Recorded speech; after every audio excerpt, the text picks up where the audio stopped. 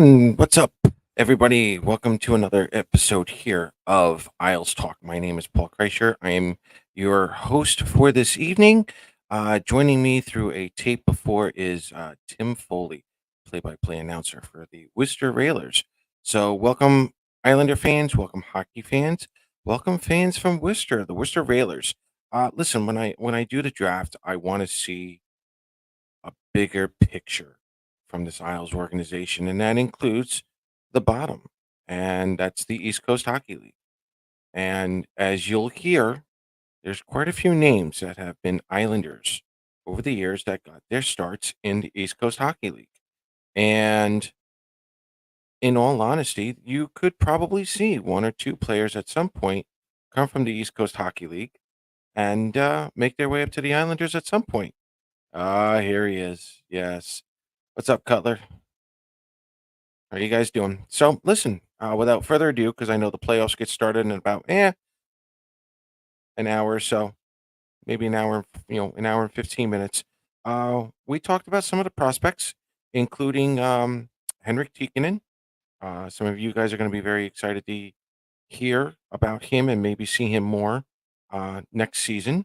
So, moving on from that, this is Tim Foley of the Worcester Railers. I'm very, very thankful he was able to come on and this afternoon and chat. So let's have some fun here. Look at that face. Good Lord. And welcome everyone to Isles Talk. My name is Paul Kreischer. I'm going to be your host for this interview. Joining me today, I'm very humbled and very gracious that he's able to come along for this path to the draft 2024. Broadcasting and Media Relations Coordinator for the Worcester Railers, Tim Foley. Tim, thank you so much for coming on this evening. Tim, Paul, the Good. pleasure's all mine. I've clearly There we go. I'm settled in here. So good to talk with you here today. All right. So listen, for my younger fans, they have heard of the East Coast Hockey League. They've heard of the Railers, but they haven't gotten there yet. They don't really know what it's about.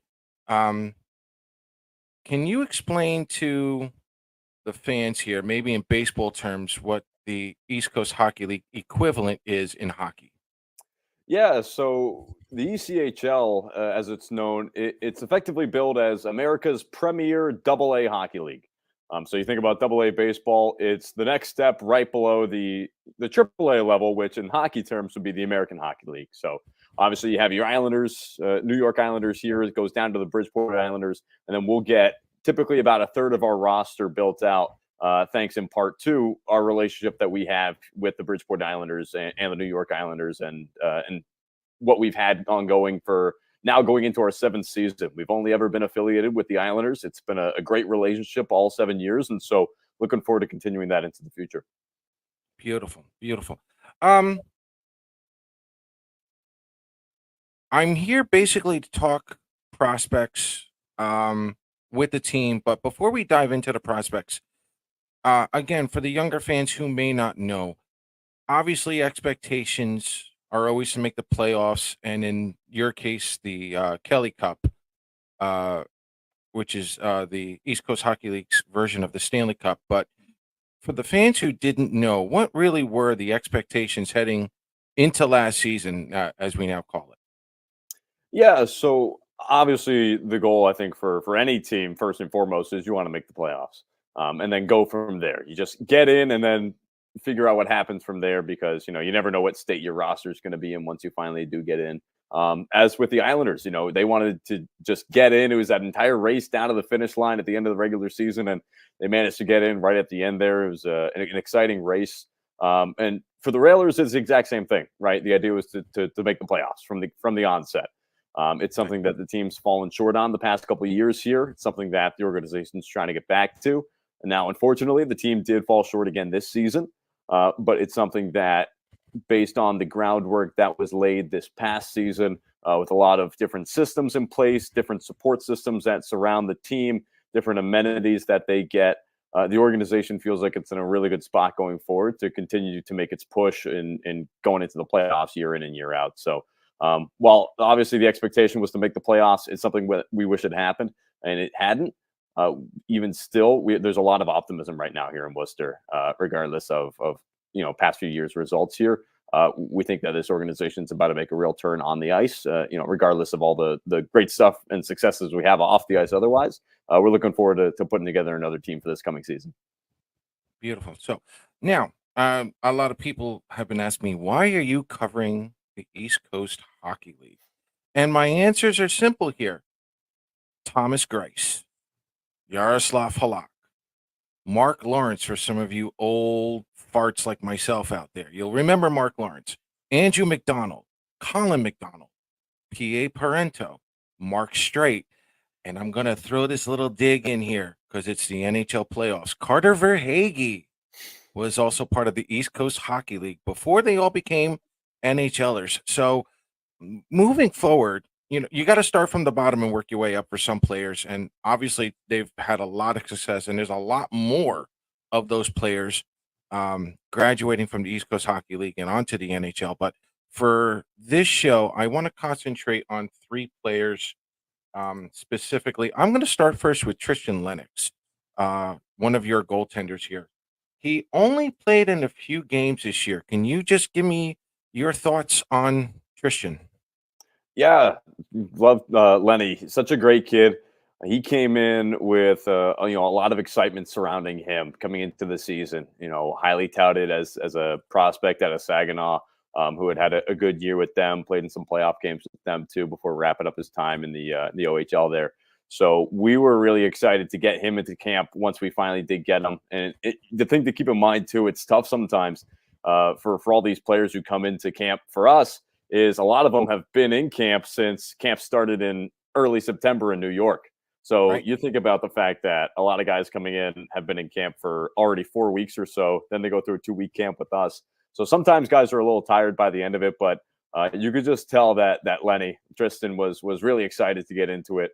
A young guy looking to start off his professional career, and he was great. Right on the onset, he's a guy who you could just see it. He had all the tools you really hope to see a goalie have. One of the things that I always thought was most exciting about him is he had a really good glove hand. That's something I always love Nice. about a good goalie is a good glove hand, and he's got that. He's up there with really, I think, anyone else you could compare in the ECHL from what I saw this season. Unfortunately, his time this season with us was cut short due to injury back in the early goings of the season. So unfortunately went down early on, but even still showed a lot of great promise early in the year. And, he's someone that I'm excited to potentially see again down the road here, seeing how camp goes and everything like that. But aside from that, really good young player, good kid, fun to have around the locker room. Just loves coming to the rink and putting in work. And so hate to have seen him gone down early on, but excited that he's a part of this organization and that we get to work with him when we did and when we get to. Beautiful. Riley Piercy. Riley's a little bit of a power forward here. Again, I never put. I've learned this lesson. I've never put a lot of pressure on kids coming from juniors, coming over from Europe, and expecting them to put up huge numbers in their first professional year because it's very much of a big life change. And Riley's numbers weren't great, but they weren't bad either. So give me your thoughts on Riley Piercy's first year.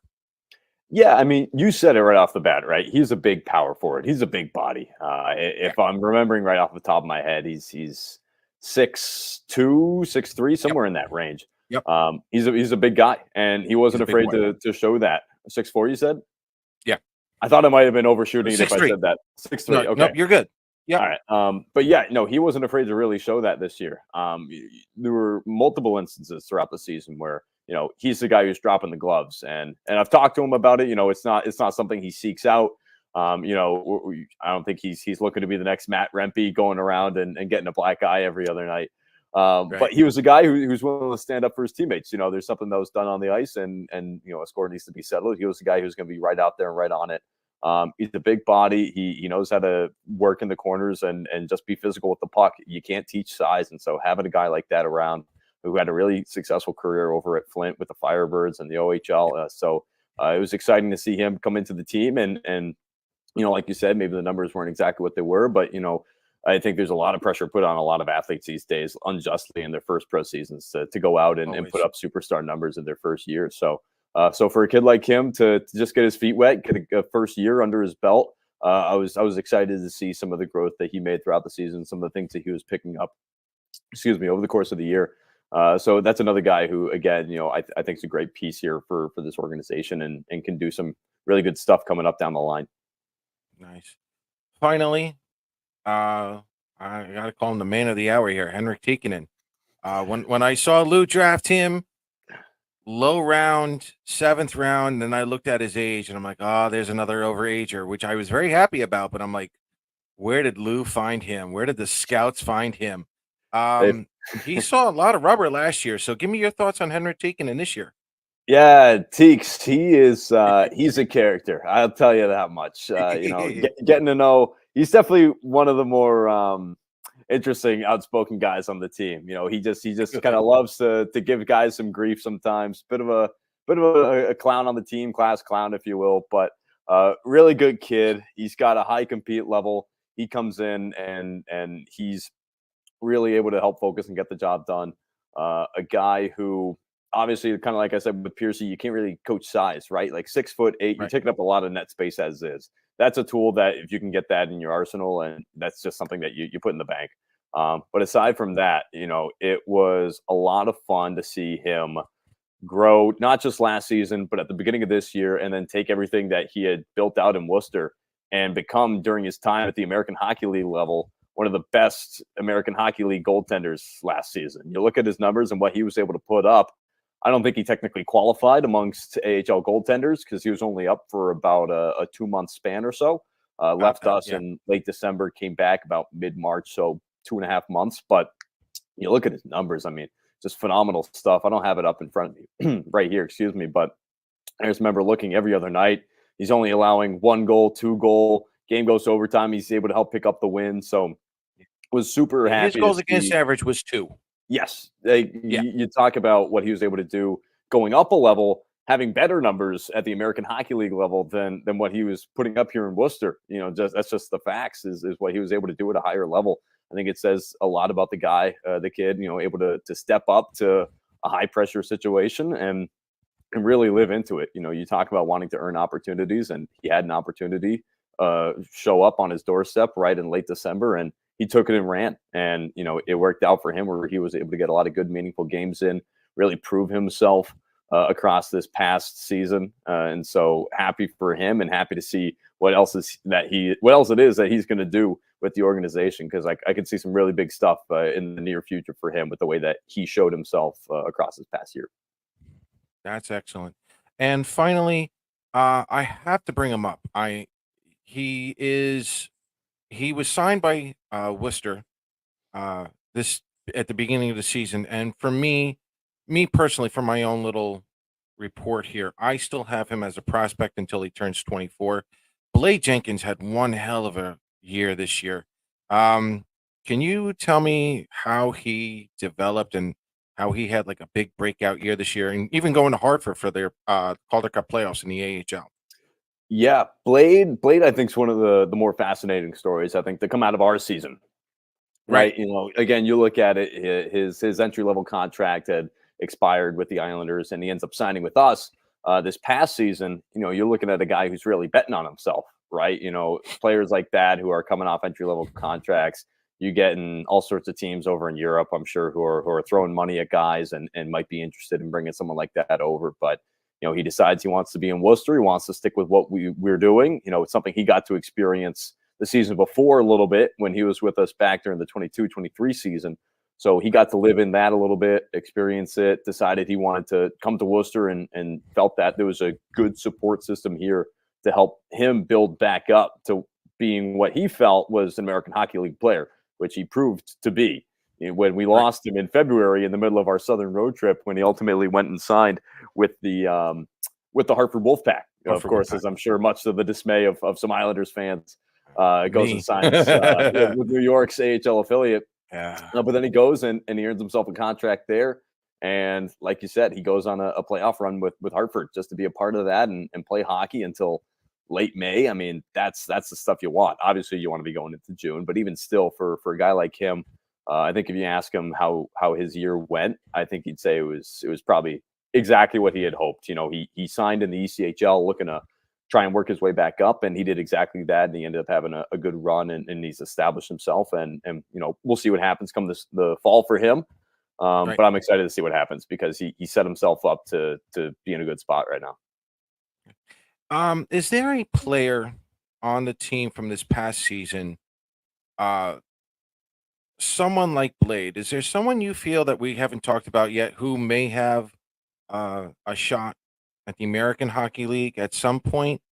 Who else stood out for you? You talking like someone who's like an ECHL contract, another like You Isles see guy? anything on potential here? Anything on potential? Who did you see on this team who's like, okay, he could be next level at some point? Yeah, we've got a good young defenseman by the name of Artyom Kulikov, who's a little similar to Riley Piercy. Like I said, he's not afraid to mix it up when he has to. Now, Okay. Cooley, I think he only turned 21 this past season. He played 2 seasons with the Erie Otters in the OHL. We picked him up at the end of 22-23, so he just wrapped up his full rookie year with us. And just the way, even from when we picked him up at the end of 22-23, and he actually was in camp with the Islanders in Yes. 23-24 to start this past season.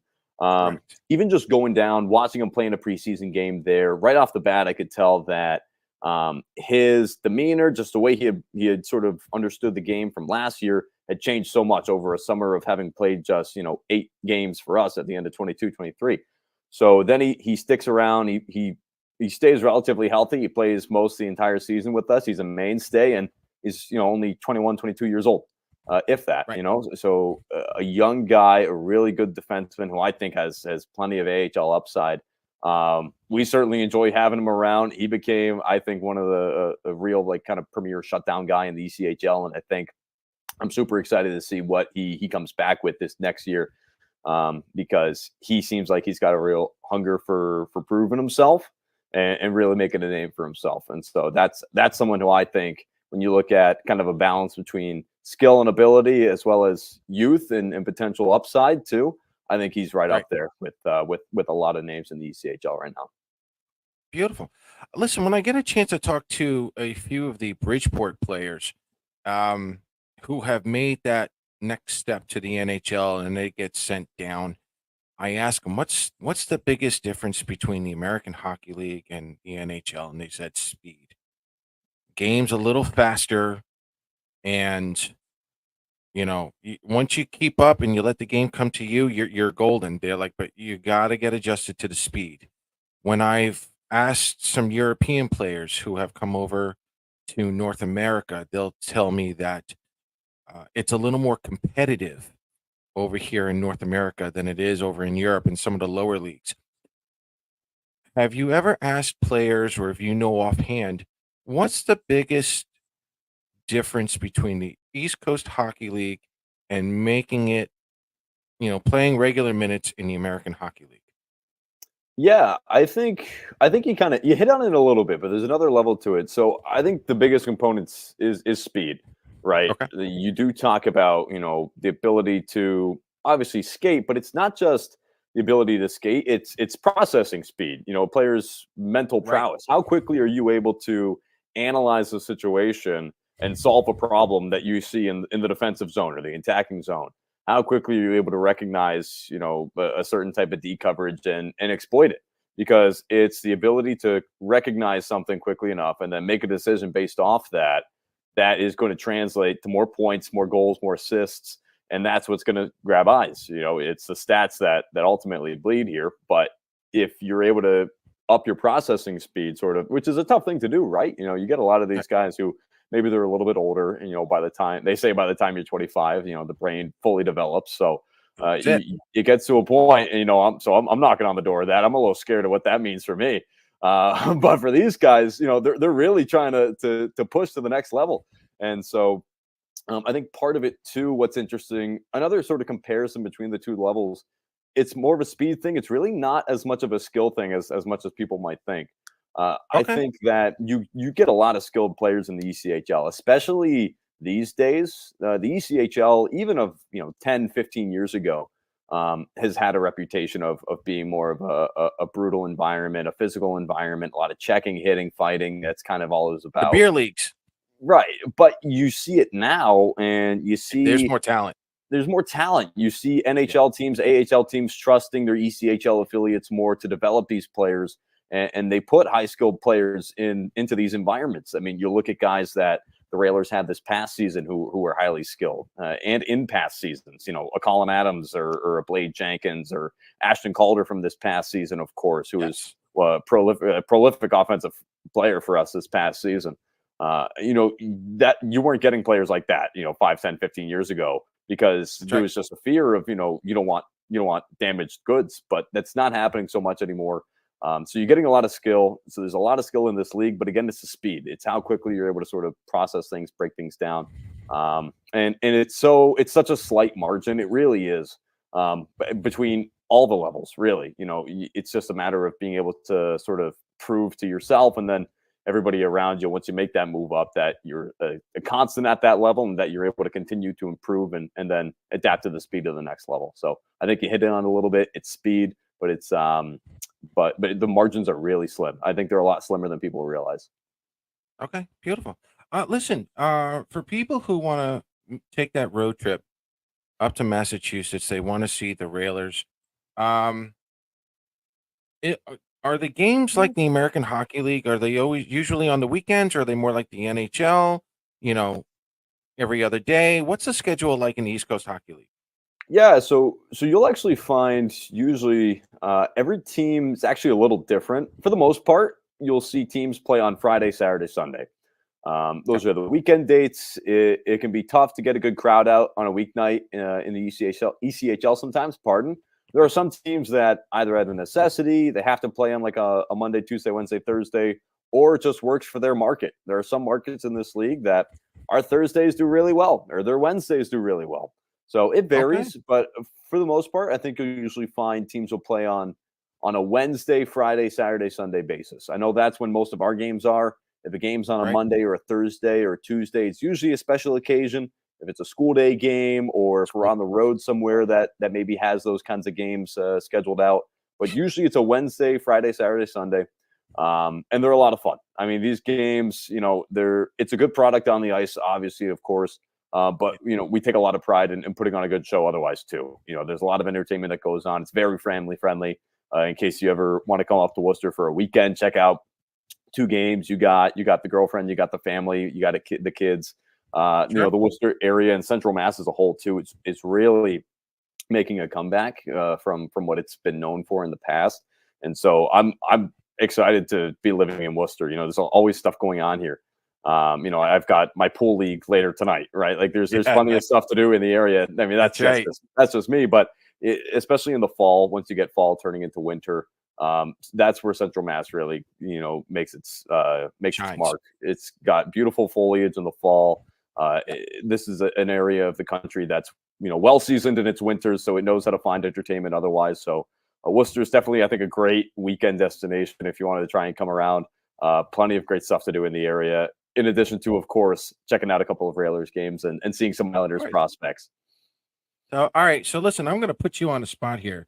This is the one question I purposely held back on. You have interviewed almost all of the players, and I've seen all the videos, and I'm going to ask you this question. Where's your favorite place to go to eat? Where's your favorite Oh boy. hangout? Oh Ah, man. gotcha. Yeah. You're on the spot now. Trying to think where it's like I'm trying without even thinking. I might pull a Henrik Tikkanen and say Chipotle. Oh, He that's a loves cop. it. Just something about it. Yes, he does. I'll give you a better answer. Volturnos, they're a pretty good spot. They're right on Shrewsbury Street here in Worcester.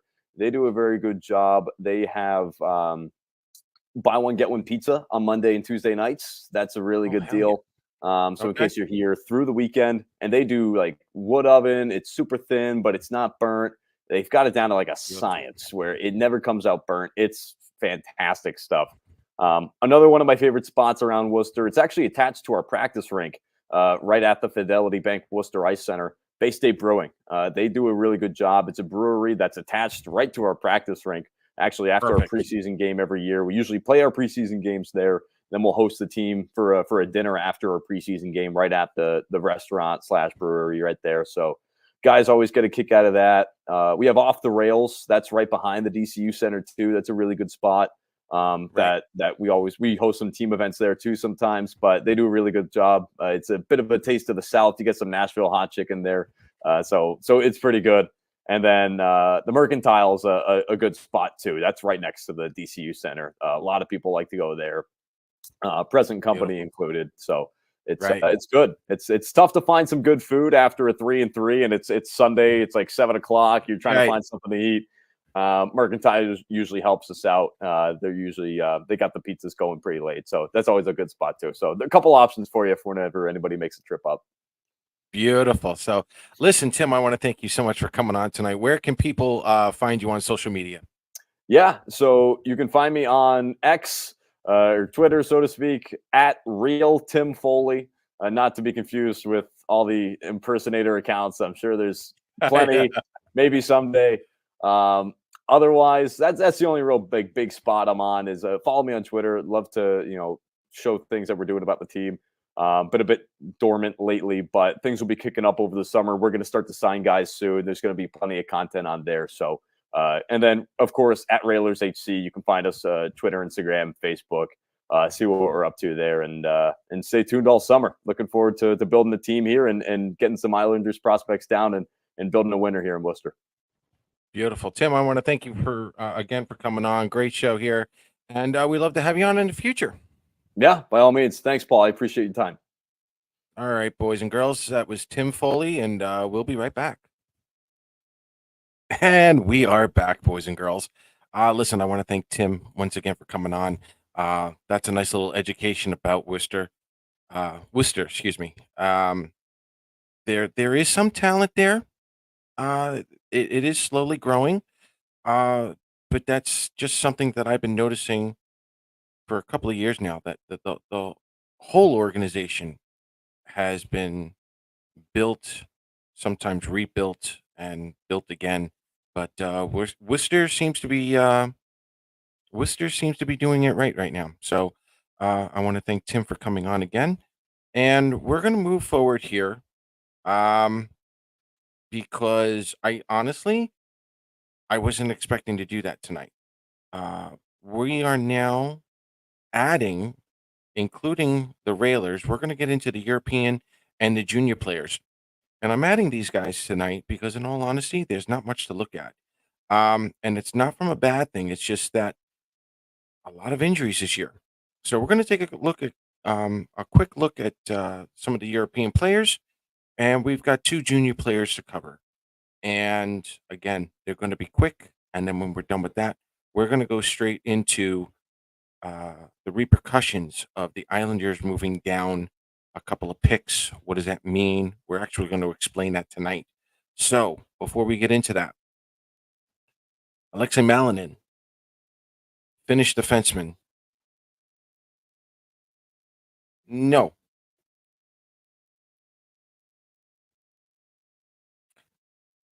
I said the wrong name. Anyway, back to what I was saying.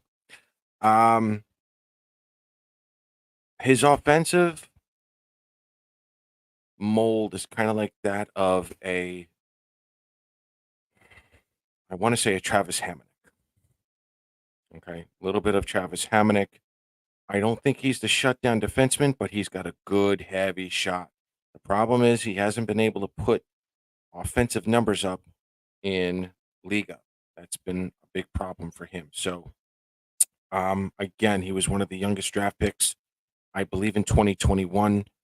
He was injured this season. So we don't know exactly what we're getting out of him yet. I'm hoping for a healthy season. We'll get a better look at him. Kelly Adelius, another injured Swede. A lot of people were really hoping to see him at the World Junior Championships.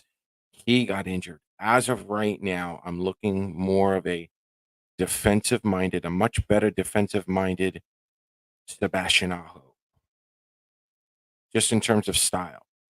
Uh, he's got some offense to him. But again, can't put it all together because he's been injured this season. So we're not going to put a lot of expectations on him. He's supposedly coming over for Bridgeport. Would I be surprised if he went down to Worcester for a little part of the season? No, but supposedly he's coming over for Bridgeport. So hopefully he's injured free. He has a better season, and we get to watch him in Bridgeport or in Worcester this year. So we'll find out. But yeah, Kelly Adelius, a better defensive version of Sebastian Aho. He should still, as a floor, potential floor, you're looking at a bottom six defenseman in the NHL. But again, injuries and whatnot. Let's just see how things go. Matias Rajanemi, listen, maybe a Devon Taves. He's definitely going to Worcester to uh, in my opinion. I think he is going there this coming season. Uh, he needs that place as well. What I like about the European players for the most part is that Lou and company have been keeping them there as overagers. They're not bringing them over early. Like they're not bringing them over at 19 or 20. They've been keeping them there until they're 20, 21 and whatnot. That's a good thing. That's what you want. Rajanemi at this point still needs a little time in the East Coast Hockey League. I think like Tikkanen though, in 2 seasons time, could you see him in Bridgeport? Probably. Probably. And I think he'll play decent, but does he have another level? We'll find out. You never want to put expectations on these kids the moment they come overseas or coming from juniors entering the pro scene. So everything's going to be up in the air. So in all honesty, folks, those are my European players. Um, a lot of them are injured this season. Some of them were putting up okay numbers, but in all honesty, they're coming over. Melanin is going to stay over in Europe for one more season, and that's what you want. Odelius, Rajaniemi, they're coming over. That's what you want to see. And we have to, we will witness if they can handle, North American hockey now. Moving over to the CHL, your junior prospects, Justin Gill, just finished up his Major Junior, Quebec Maritime Junior Hockey League. Went very deep in the Memorial Cup finals. He lost in the finals to in the Q. My thoughts on Justin Gill is this: he kind of has like that Bo Horvat mold. He can do penalty killing. He can do power play. He's a very good passer. Um, he is. He does have a very good shot. Am I putting him in the NHL anytime soon? No. As you guys have already witnessed, the Q to the American Hockey League, there's a big difference. I'm not sure if I would put Justin Gill on a first line with Alex Jeffries and William DeFore next year. I think I would probably look for a little more experience. However, putting Justin Gill with Matthew Maggio on a second line, yes, please. Yes, please. I'm actually looking forward to seeing a player like Justin Gill feed the puck to Matthew Maggio and watch Maggio's numbers go up. That's really what I'm looking for. Um, I think those two players are going to complement each other very nicely if that's what they decide. If Bridgeport decides that's what they want to do. Um, NHL potential, maybe a call up for now. For now, but again, you're seeing a lot of these kids coming in for the first time. Don't put any expectations on them. However, I would love to see a quick chemistry between Justin Gill and Matthew Maggio. That would be phenomenal. I think that would be great. So moving forward again, Justin Gill to Isiah George, who is competing for the Memorial Cup as we speak. I know a lot of fans are high on him. I know some have even boasted saying uh, NHL next season. I'm here to temper those expectations. Again, it's, I could be wrong. I could be wrong. But again, Isaiah George has put up some decent numbers. He's looked good. Is it enough to be in the NHL? I don't think so. I think he has a great transitional game, no doubt. I do think he needs a little more work on the defense. I do. I think he needs a little more work on the defense. Um,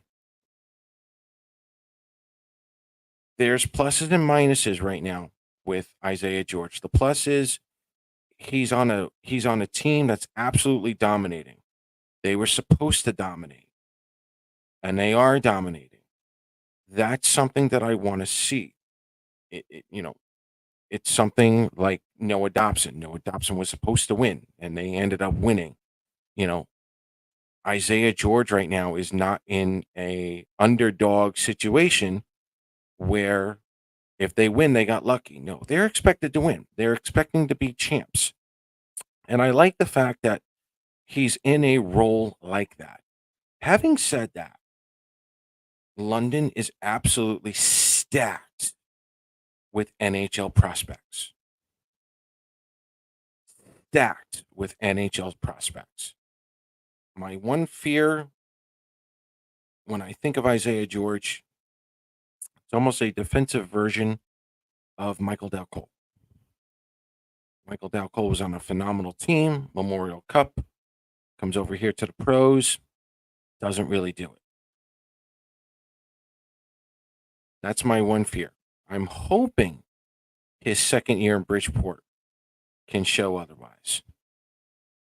Okay. The other thing about the idea of Isaiah George starting next season for the Islanders, Noah Dobson didn't even play a full season as an Islander. Granted, COVID seasons, but there was a lot of mentoring going on. There was a lot of tutelage going on with Noah Dobson. Noah Dobson was a first round pick. Noah Dobson has turned himself into a Norris Trophy candidate, at least in conversations now.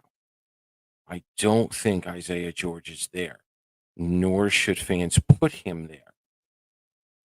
And having him start the season as a New York Islander, um, I don't know about that kind of pressure. Noah Dobson definitely had his growing pains, but you're asking a former fourth rounder. You're asking a former fourth rounder to play top 6 minutes on a team that is still bound for the playoffs. So for me, realistically, I think he starts the season in Bridgeport. It's where he should be.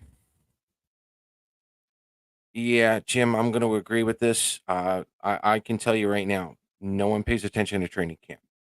The only thing that they're worried about, the regular people, the regular players, they don't even want preseason. They'd rather just get this, 1 or 2 games and then get the season started. The only thing that the rest of the scouting staff and the other coaches, if what they want to see from the prospects is if they followed their training regimen from the summer. That's what they want to see. That's all they're worried about. And you're not going to have other Islander players saying, yeah, he's probably going down to the minors. They're not going to do that. They're going to compliment on what they saw so far. You know, again, minimum. Training camp is not as big as it's made out to be. So, um, I would temper expectations. In all honesty, I do think Isaiah George could turn into a Mike Riley. Much better on the transition. But I think Isaiah George has that kind of offense. Defensively needs a little more work. Not going to lie. But again, let him mature into his body. Let him turn 22, 23, 24. Go from there. Is he an automatic call up next season? God, I hope not. We're in trouble. I think it would be a little overwhelming. So, no, I don't think Isaiah George is going to be on the team. If he is, I'm wrong. Lovely. Wonderful. But we'll see. Still some potential. And in all honesty, I see him right where Mike Riley is. I think he's a bottom six defenseman. No doubt. Love his speed. Love his speed. And I think he'll be a better version of Mike Riley as long as he's developed.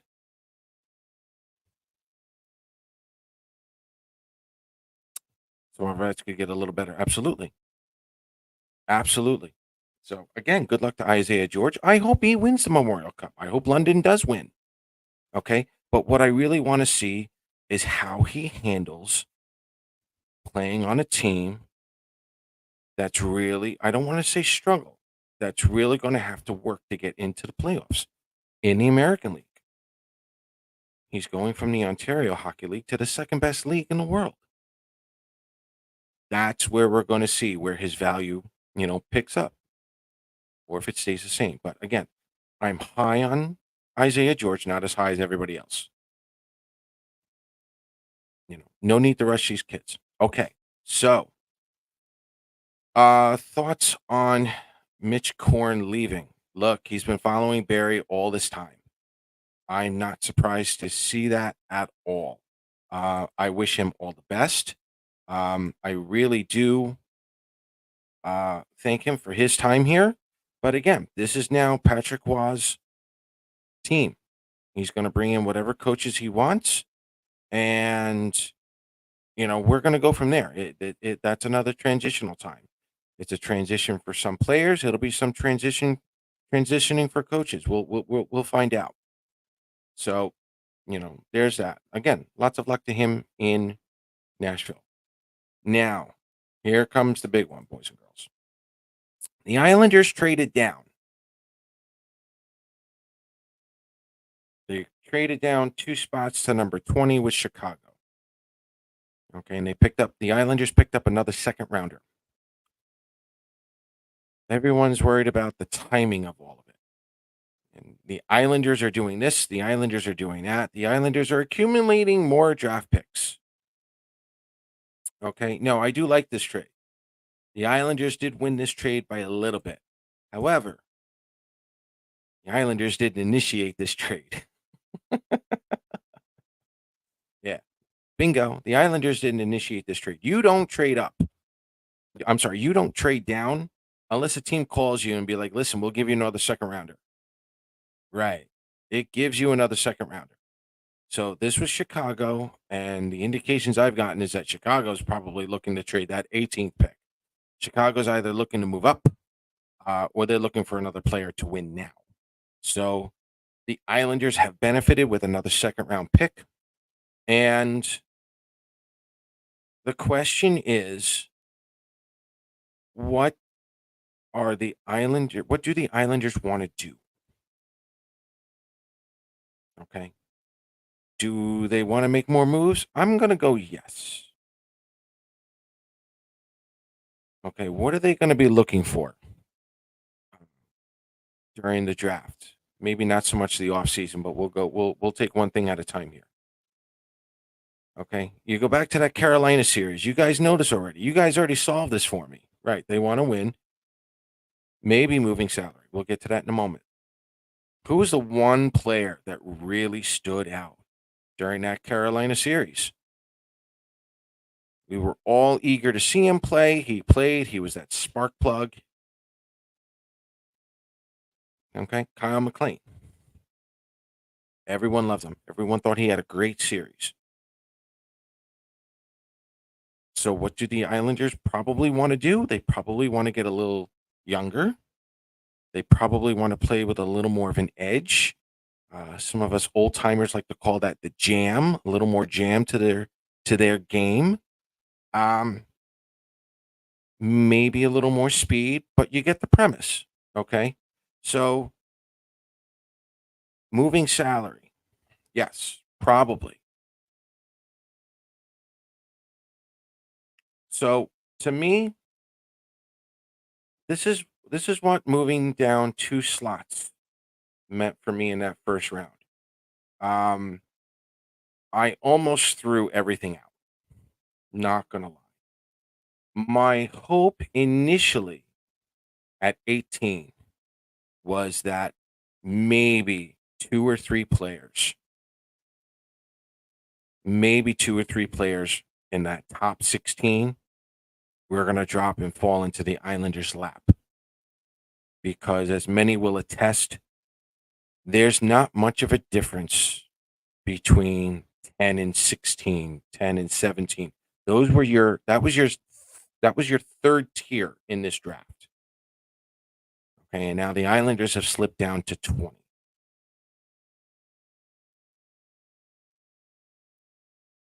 So I don't think they're going to go best player available. I think we're going to see something like I've been saying before.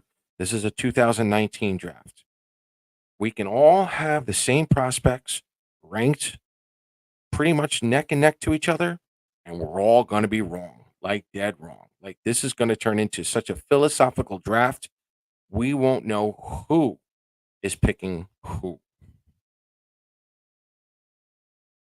Okay, so let's help you guys out here. Let's go with Jim's thought here.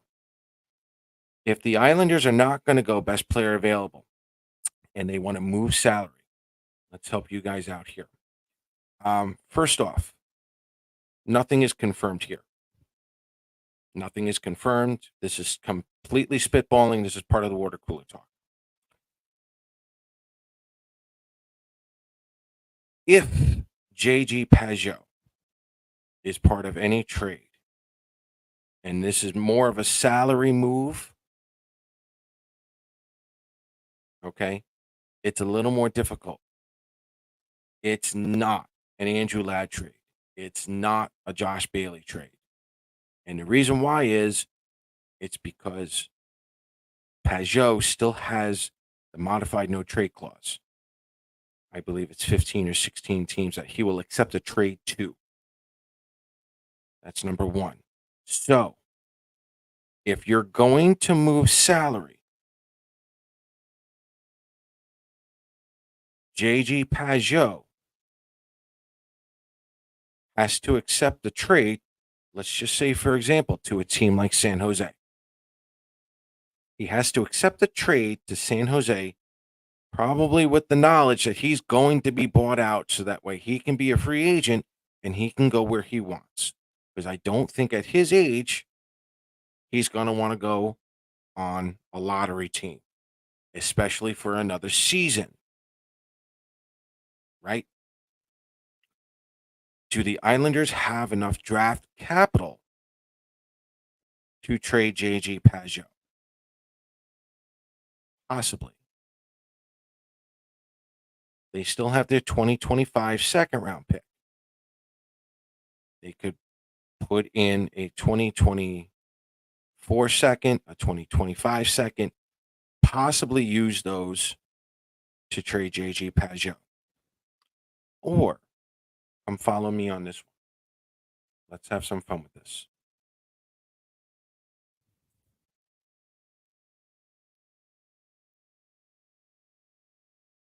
Oh, move up a little bit, Paul.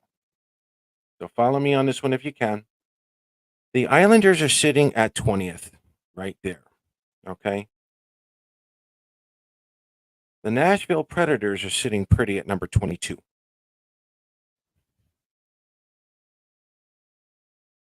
In the second round, the Nashville Predators are the only teams in that second round anywhere near the Islanders that have 3 second round picks.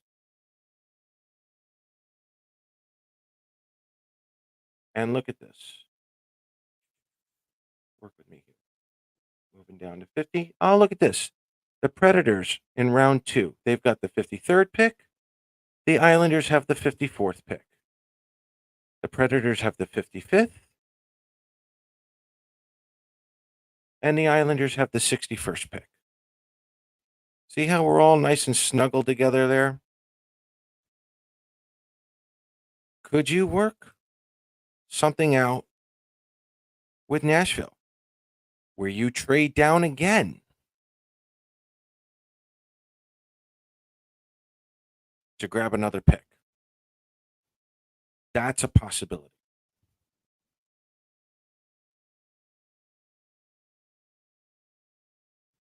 There's also another possibility of Oliver Wahlstrom not having a home at this point, not having a spot on this roster.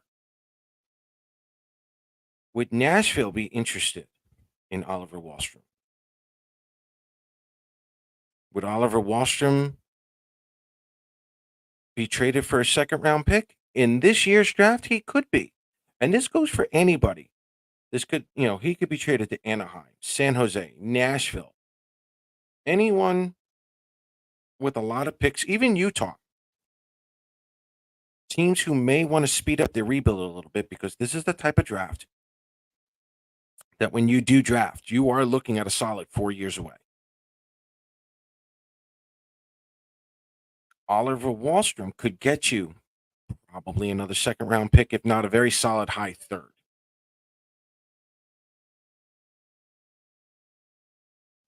Me personally, I would love to see the Isles trade Wahlstrom for a center prospect who could probably play in Bridgeport now, or a right-handed defenseman. That would be ideal. But depending on how much it would cost in draft picks to move a contract like J.G. Pageau, maybe Oliver Wahlstrom has to come into play. I don't know how much value Ruslan Ishakov has. I'm pretty sure there would be quite a few teams, though, interested in Oliver Wahlstrom. So there's value there.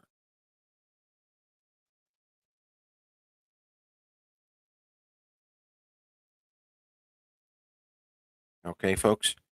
There are multiple options right now. As far as a big trade package going, I still say Siplikov is going to be the right winger on that first line. All right, that's still my bold prediction. I'm sticking with that. But if you were to move Pageau's contract, you're looking at $7 million in cap savings, roughly. No, corrected. Hold on. 7 million now, 5 million. You're looking at $12 million,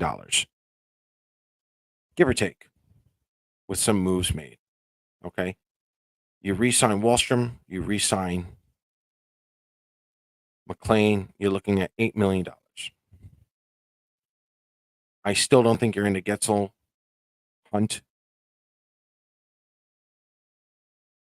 I do think you would probably try to get yourself another scoring center now because you need it with Pageau gone.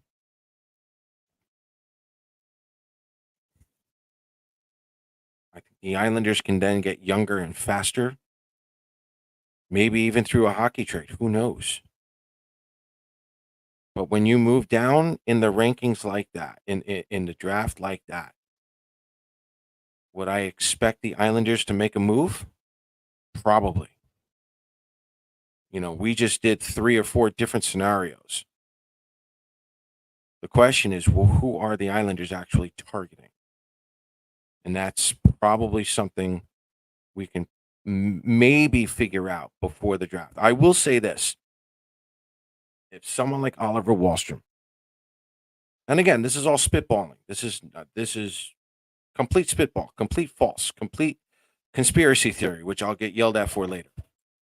Okay, if Wahlstrom is on the trade block, I would probably expect him to get traded draft week in preparation. Ditto with Pageau.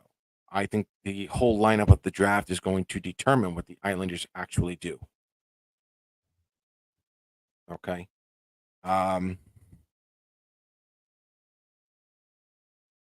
No, I don't think so. See, that trade for Nashville and McDonough, that was to get rid of they didn't get rid of McDonough. Matt Duchene's contract, his buyout contract, kicks up. That's like $5 million. So that's why they made the move. It was a cap move. That's why they made that move. I honestly, I'm not hearing anything on Pullock. I'm not touching. Yeah. And again, Anders Lee getting traded. If you grew up in the 90s, like me, okay, you knew that when a player got the C on their sweater that year, you knew they were getting traded. The 90s kid in me I was very happy for Anders Lee, but I kind of cringed too because it's like, oh no. He got that award. He's an Islander. And then there were rumors before that he might get traded. Ah, oh, yeah. I'm cringing right now.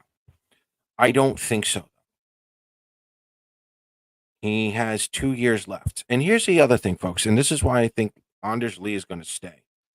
He's probably going to be in a third line role. Alex Jeffries, I still feel, is 1 year away.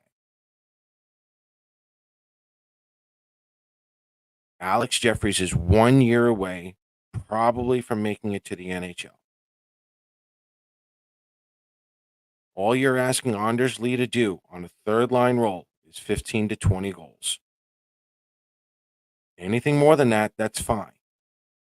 Yes, $7 million is a lot, but you're going to have a new kid coming in for almost pennies to the dollar.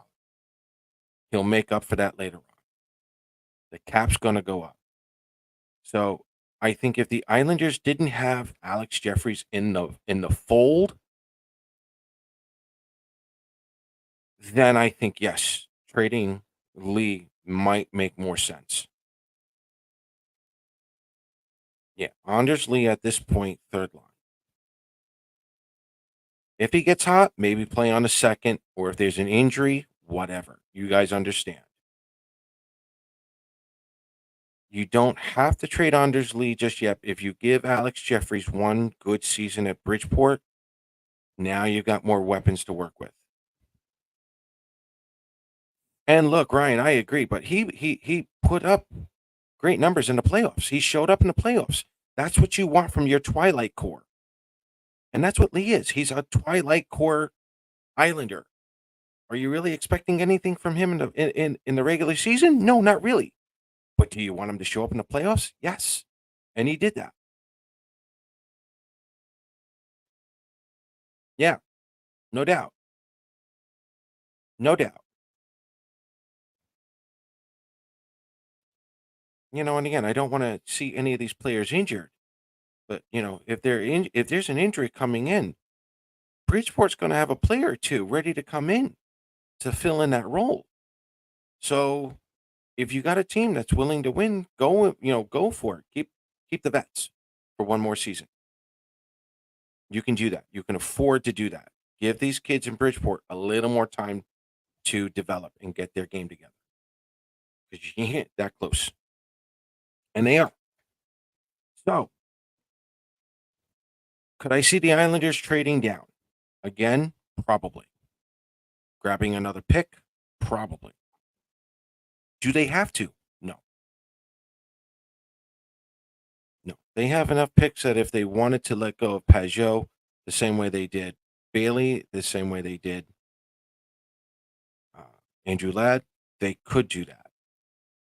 Now, if the Islanders are willing to trade with one of those 12 teams who want Pajot, I think that's the scenario we all have to work on. That's that one rumor, that one conspiracy theory that, who are they going to go after? You know, again, contract for contract, you got to have at least $4 million of wiggle room, right? $3 million of wiggle room somewhere in there. Maybe you go after an even uglier contract. So let's say, for example, JG Pajot's at $5 million for the next 2 seasons. While the Islanders could go after a player with 3 years left and maybe $6 million. But they can score. They can score in the right situation. Maybe they are younger. I don't know yet. That's something we'd have to take a look at. And yeah, that is the goal to get younger. Yeah. And I agree with that. I think this is more of a cap casualty than anything else. I think it's more of a cap casualty. But yeah, they do have to get younger. They have to get a little nastier. They have to get a little more speed in there.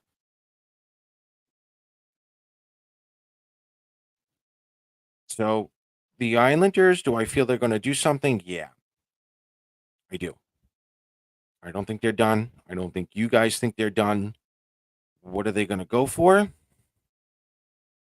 They certainly have a chance to, acquire more draft picks, either with Wallstrom trading down, whoever else, uh, or both. Who knows? All three. Who knows? And then they make a big splash anyway. They trade Wallstrom for another pick. They trade down for a few more picks, and then voila, there's a big trade. I could see Lou doing that as well. But no, it's actually again, Matthew. I think if it's me personally, he could be traded to a team like San Jose, a team to Chicago, where there is an understanding that they will buy him out, and Peugeot would be smart to accept that because then he's getting paid 2.5 mil from say San Jose. If he signs on for another million with another team, he's now making 7 million instead of 5 million over those 2 years.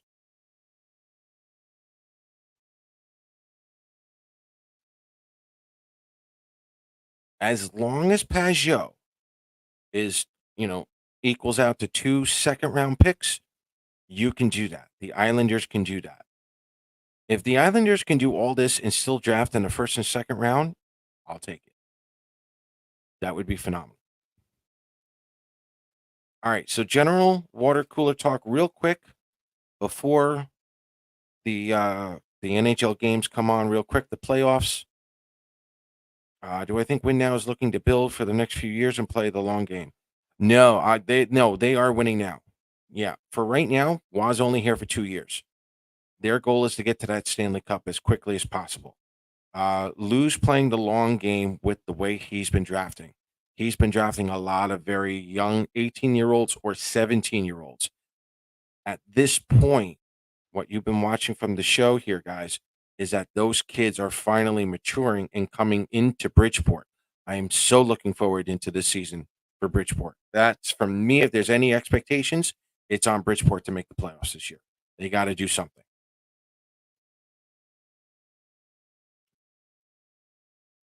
That's true, Ryan.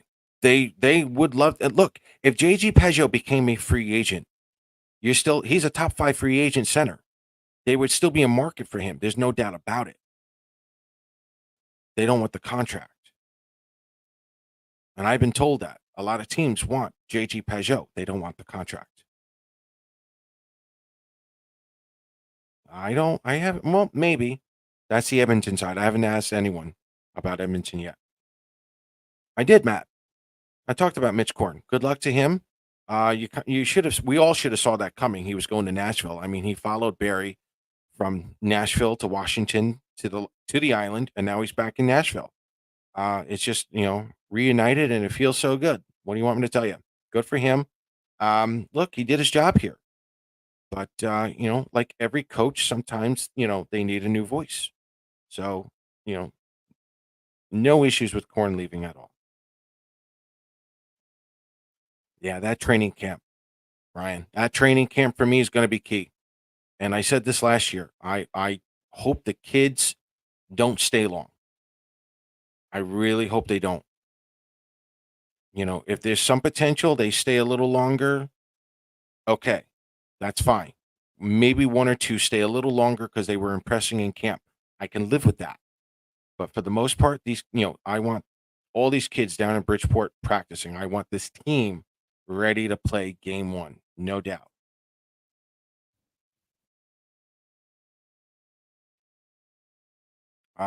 When Varley retires, probably at the end of his contract. would make sense. So we're going to go maybe 5 more minutes before this game. Good question here. When Varley will retires, will Tikkanen be ready? You know what, Thomas? That's a good question. I don't want to put that much pressure on him yet. Everyone's liked what he's seen so far, especially in Bridgeport. I think you're going to see Tikkanen split time between Bridgeport and Worcester. I think you're going to see him split time again. And I think he'll definitely get more Bridgeport time, but Jakob Skark, and we're going to talk about Bridgeport next week. That's going to be the meat and potatoes. Jakob Skark actually had a better final second half to the season than most people may realize, and we'll talk about that next week. But for now, Tikkanen is going to probably spend a little time both in the American League and the East Coast Hockey League. Could we see him? Maybe. I need to see a little bit more out of Tikkanen from the A. But we'll see what happens from there. So, all right, boys and girls, this has been fun. Go enjoy that Dallas Edmonton game. I want to thank Tim Foley for coming on again. This was a lot of fun, a nice little education for you guys when it comes to the East Coast Hockey League. Like we said, everything starts from the bottom, got to work your way up. Listen, if you haven't bought any of these already, they're great. Go to ChristineSt.Louis.com. Use the promo code IslesTalk for 10% off. These things are great. I wear them for like almost every game and game day and whatnot. ChristineSt.Louis.com, 10% off. Go check her out all over the place. And again, I want to thank you guys for coming on. Please, please, please follow us and like us on Facebook. Follow us on X. And please hit that like and subscribe button on YouTube.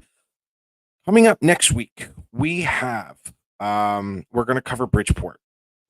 We're going to get a little bit into it. I'm hoping to have Patrick Williams come on next week of AHL.com.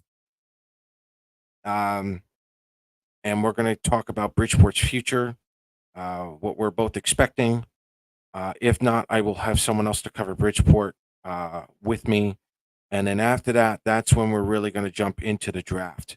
So, and then maybe we can get a good idea of what Lou wants to do with that number 20th pick and a couple of those second rounders.